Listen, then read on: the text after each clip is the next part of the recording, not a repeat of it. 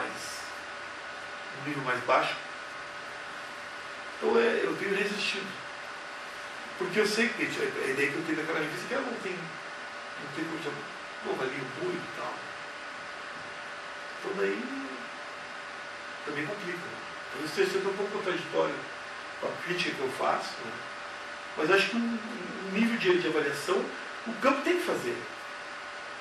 Acho que tem que fazer.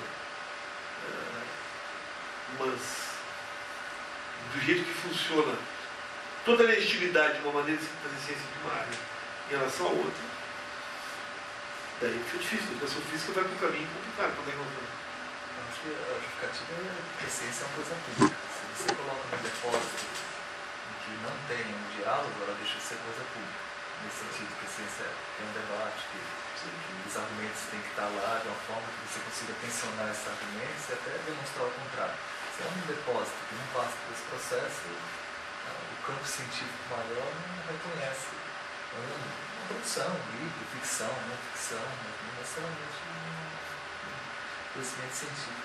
Vou voltar para o Edson, que ele me falou que não me satisfez, mas tudo bem. Quando a gente pensa nessas duas lógicas, ciências humanas, me preocupa um pouco que no passado a gente se legitimou como educação física, adotando uma forma de ciências naturais, porque essa tem mais status, além da questão operacional, produz mais rápido, então tem uma questão de status também. Sim, claro.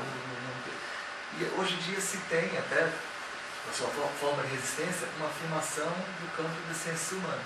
O que me preocupa, porque tem um problema de fundo, que se esquece um pouco do objeto, educação física. Então, se vai muito para essa ciências humanas, ciências naturais, até que na sua fala, de umas 20 minutos, até mais tempo, você fala só ciências humanas e sociais, não fala ciências humanas e sociais e educação física. A questão da educação física some completamente. Eu não sei se esse jogo de forças pode se levar a uma contribuição, que dois espaços estão agora fundamentados, onde existia um, mas pode levar a maximizar aquele esquecimento do próprio sentido de fazer ciência nesse campo que chama de educação física, que é produzir interpretações, métodos, pedagogias que tenham uma intervenção na realidade, na sociedade de maneira geral. E eu acho que esse debate me assusta um pouco nesse sentido, porque está se esquecendo um pouco. Vai ser uma turma das ciências humanas que pesquisa os temas, que existem objetos que estão presentes na educação física, que eu posso refletir sobre essa perspectiva das ciências humanas, assim como tem na biodinâmica, são temas que estão objetos tradicionalmente agregados na educação física, que eu vou estudar e vou dizer que estou fazendo estudo de educação física. Mas talvez pudesse haver uma reflexão do que seria conhecimento para a educação física, ou conhecimento na educação física, o conhecimento da educação física. Quem tem essa crítica muito forte sempre é o Walter, né? O Walter Blatt, ele faz dizer, eu pesquisaria educação física. Acho que sim, eu mesmo preocupo. Né? Algumas questões que eu estudo, meus orientandos eu acabo estudando, às vezes estão mais lá para o campo da antropologia, da sociologia, e se afasta um pouco das questões mais particulares da educação física.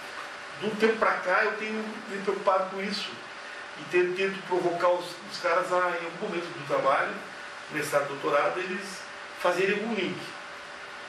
Por exemplo, um aluno meu agora estudou boxe na academia. O trabalho dele, ele é boxeador, professor de boxe, boxeador, agora que ele vale tudo.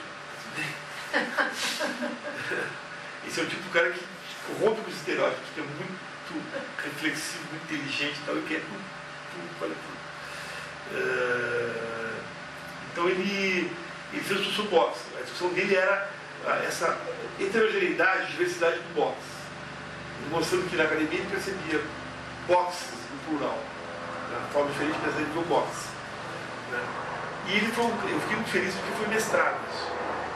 Num certo momento ele disse, pô, as aulas estão mudando completamente essa pesquisa. E disse, mas então eu tenho que fazer um trabalho, um capítulo vai ser sobre reflexividade. O que o exercício de reflexividade da tua própria pesquisa está te mexendo na tua prática pedagógica? legal, ele fez, e foi legal que sim, não tinha falado nada com o membro da banca, que era o Alexandre Vaz. O Alexandre leu, foi da banca, leu e disse assim: eu queria que esse capítulo publicasse nos cadernos da revista. Porque é a típica coisa, sai uma pesquisa lá na academia de boxe, de boxeadores e tal, e vai para uma revista em educação física. Então foi uma das coisas que eu gostei muito, assim, e é mestrado. Foi uma das coisas que eu mais assim, me entusiasmei. E esse livro duplamente me alegra muito por essa capacidade que ele teve, e outra, porque eu disse, olha, que nós pais foram aprovados. Nós lutamos juntos também e tal, a gente arrumar. E a resposta dele foi assim, ele não disse como era o padre, ele disse, poxa, vai ser uma boa contribuição. Dizia ele por telefone, eu disse, pô, cara, essa coisa que eu queria ouvir. É uma boa contribuição.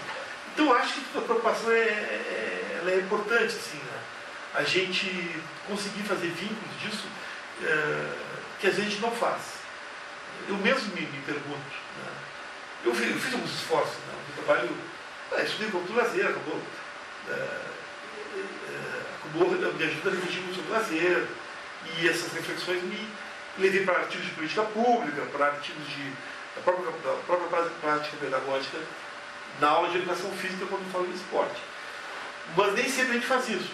A gente corre o risco, às vezes, de estar indo fazendo antropologia, sociologia e menos educação física.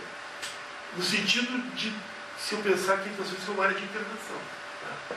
Como é que eu posso levar isso para a intervenção? Mas eu poderia dizer assim, olha, mas por mais que o cara estude lá, o aluno mesmo do hip hop, né? Por mais que ela está no hip hop, que é uma coisa que agora está estudando a educação física também, e não fez nenhum apontamento para intervenção, tem conhecimentos importantes ali que pode utilizar para intervenção. E tem algumas coisas, alguns objetos que os antropólogos sociais não querem estudar. Não estão preocupados, e nós temos que estudar. Não, eu faço parte das reuniões da antropologia. Os antropólogos, quando eles falam isso, esporte, é só esporte de rendimento e futebol. Um deles chegou a escrever: os antropólogos estão sendo pautados pela imprensa. Isso é sobre futebol e rendimento, identidade, não sei o que e tal.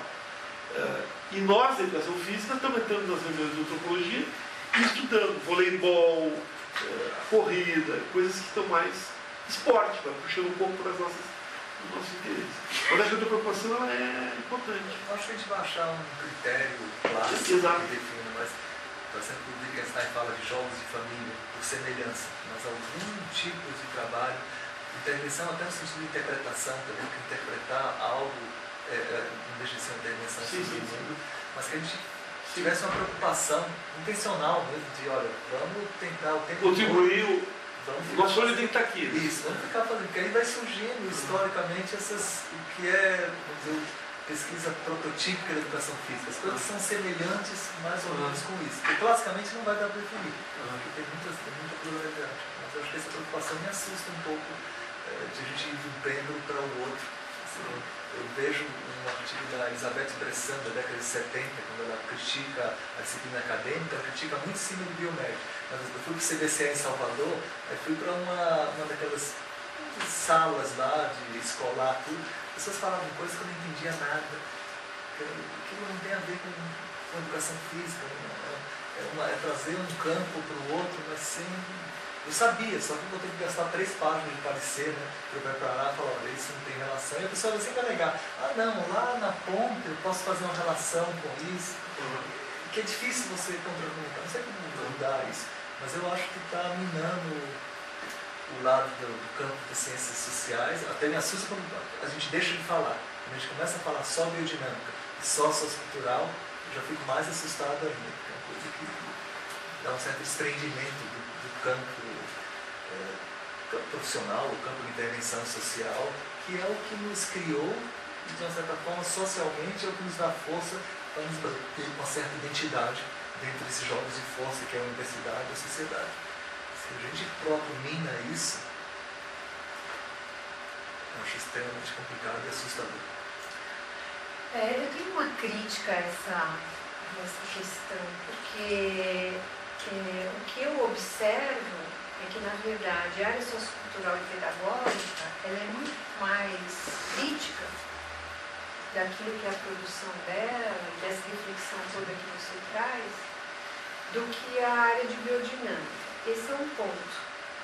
Mas é uma tal criticidade que se autodestrói, né? Quer dizer, muitos de nós, durante muitos anos, especialmente desse período aí, da década de 80 para cá, trabalhamos isoladamente nas nossas instituições.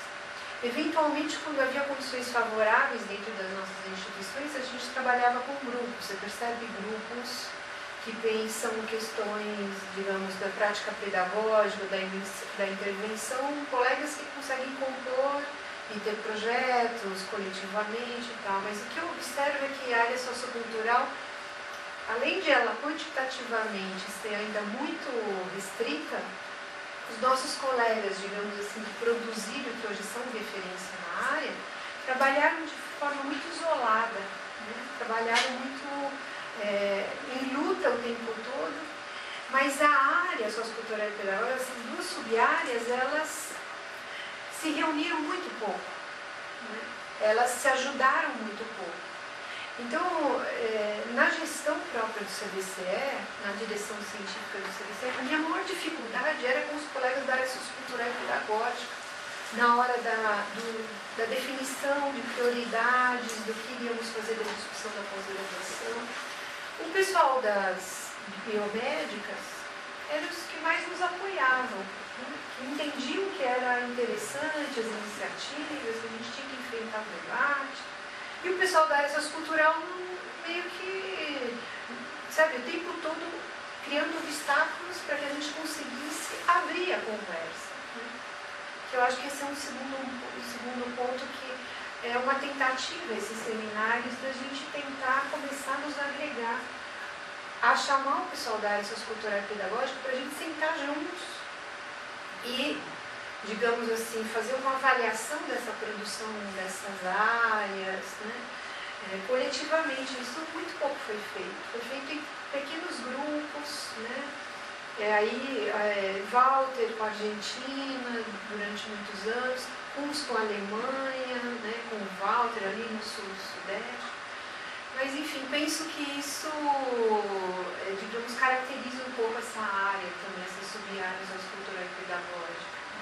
Então, assim, para dizer que nem tudo da área sociocultural e pedagógica é bom. Quer dizer, a gente tem um pouco essa tendência, né? Quando você fala de biodinâmica, é crítica, e quando você fala sociocultural e pedagógica, é defesa, é vítima, não sei o quê. Mas que a área sociocultural e pedagógica tem um sério problema, porque muitos colegas que vão para as humanas não voltam, né? Esquecem seus objetos de estudo no meio do caminho, né? Esquecem a educação física como uma prática pedagógica. E do meu ponto de vista é isso que vai tensionar, digamos, e dificultar esse coletivo, né? Inclusive no interior da pós-graduação.